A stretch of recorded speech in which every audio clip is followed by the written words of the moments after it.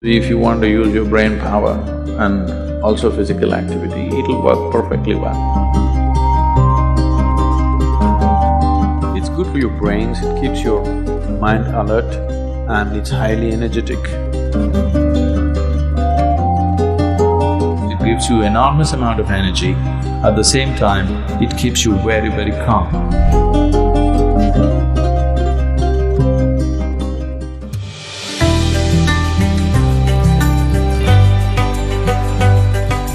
Fruit can do miraculous things to the body.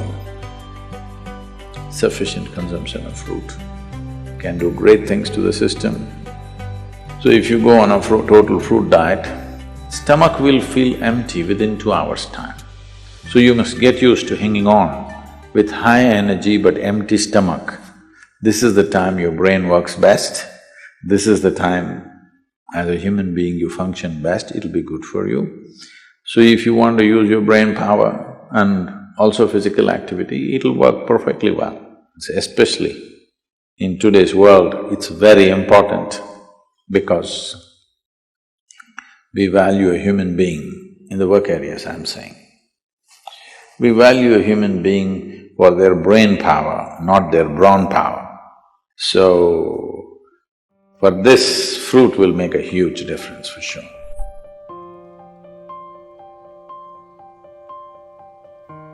One more substance which could be very good for you in daily consumption is honey. Honey is the only substance found on the planet whose chemical composition is very close to that of human blood. You change a few things, it's almost like blood. Daily consumption of honey can do a lot for your health, especially people who have excess mucus problems. It's very good for your heart, it's good for your brains, it keeps your mind alert and it's highly energetic. So daily consumption of honey can do a lot, especially if you have growing children. They must consume honey on a daily basis. It'll do a lot for the development of their intelligence and everything, even the ash god.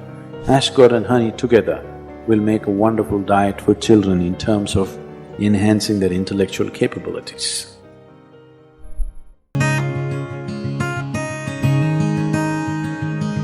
Chocolate eaters have a lot of trouble because of the volume of sugar that they're taking in. If you could eat just chocolate, it is a certain kind of stimulant, a very strange kind of stimulant. It has its positive values. Actually, your brains could work, really.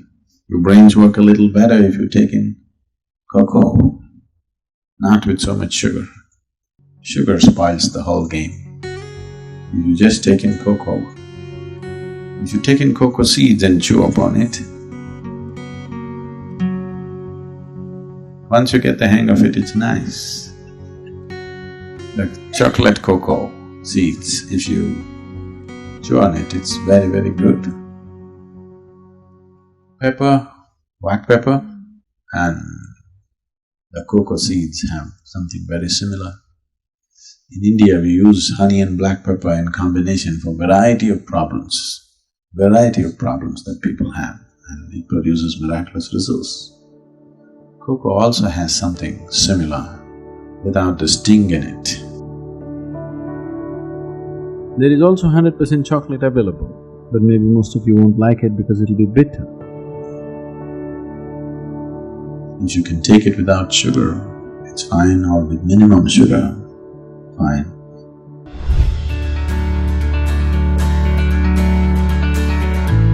If you consume a glass of ashgod juice every day, you will see clearly the sharpness of your intellect will enhance itself.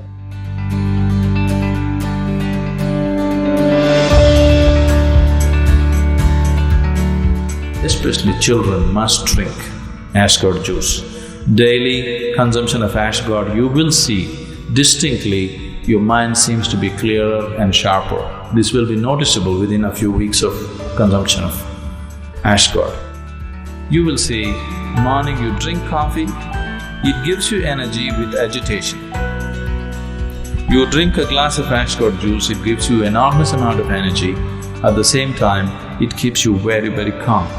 One should consume it as much as you can. But those of you who are asthmatic, who are susceptible to colds and coughs. Such people, if you consume ash god juice, you may immediately have colds because it cools the system. So if such a problem is there, such people should always add a little bit of honey or pepper to ash god juice and consume it. This will neutralize the cooling effect of the ash god to some extent.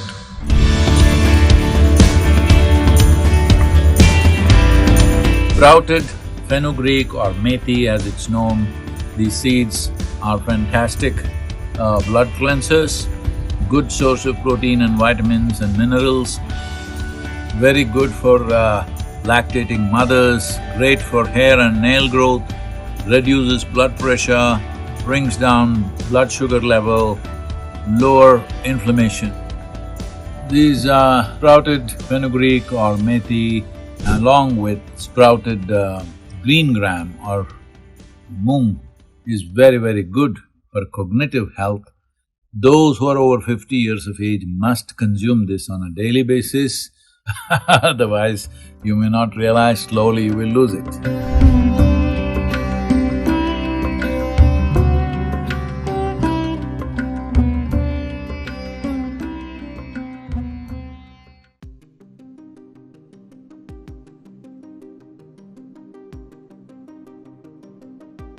Dear seekers, in this exploration of the intersection between the brain and spirituality, let us ponder over three intriguing questions.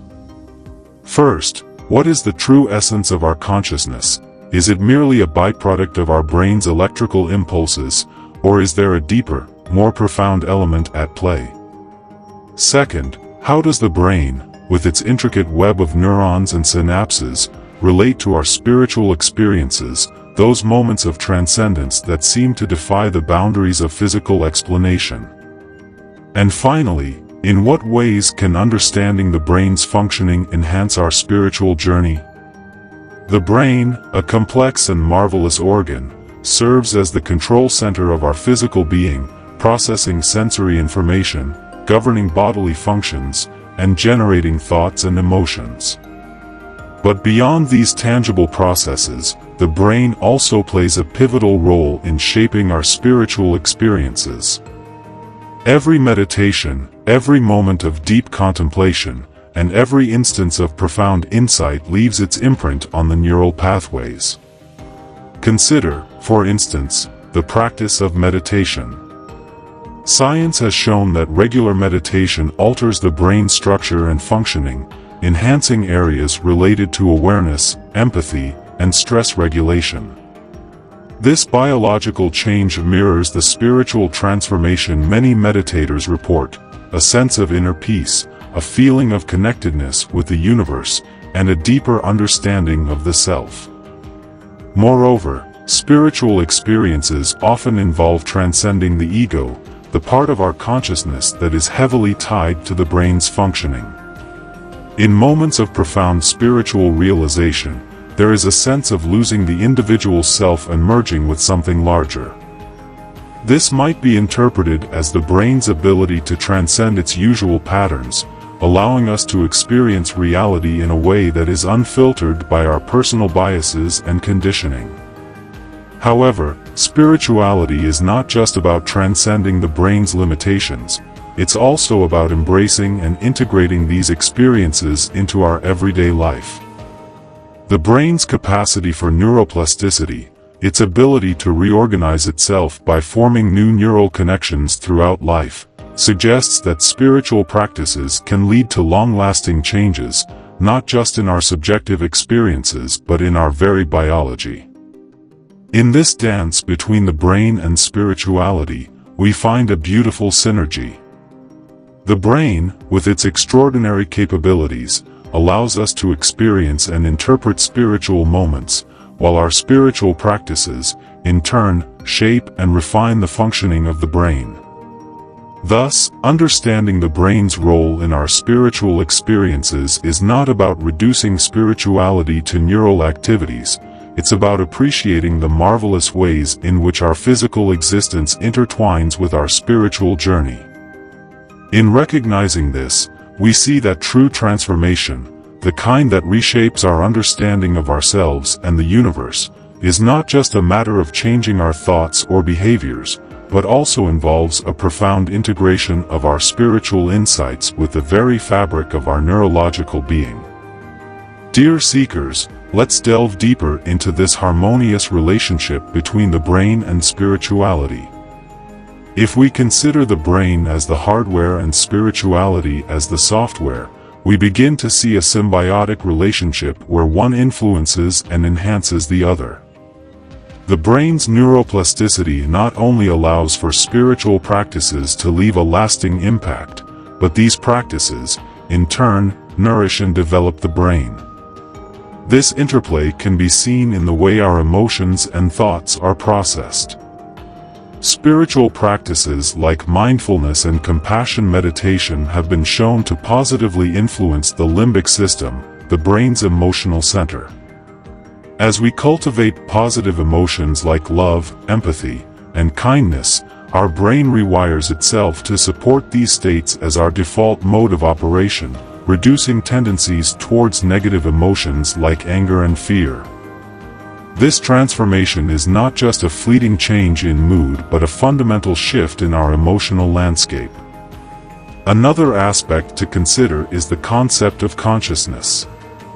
The brain, as a physical entity, processes countless bits of information, yet our consciousness, the subjective experience of being, remains a profound mystery. Spirituality often explores realms beyond the tangible. It delves into questions of consciousness, existence, and the universe. In these explorations, we encounter experiences that challenge the brain's conventional functioning, like deep meditative states or moments of spiritual awakening, where one feels a profound connection to the universe. These experiences, while not fully explainable by neuroscience, hint at the potential of human consciousness and its capacity to transcend ordinary perception. Furthermore, the brain's role in shaping our perception of reality underscores the spiritual quest for true understanding. In spirituality, there is often an emphasis on seeing things as they are, beyond the filters of our personal biases and conditioned perceptions. As we engage in spiritual practices, we train our brain to perceive with greater clarity and less distortion, aligning our perception closer to the truth. Dear seekers, always remember that the journey of spirituality is not just a journey of the heart or the soul, but also of the brain. The continuous interaction between our neural processes and our spiritual experiences creates a dynamic pathway to transformation. By nurturing this relationship, we can achieve a state of being where our spiritual insights and our brain's capabilities are in harmonious alignment, leading to a life of deeper understanding, greater empathy, and a profound sense of connectedness with all that is. This is the essence of true transformation, a holistic evolution that encompasses every aspect of our being.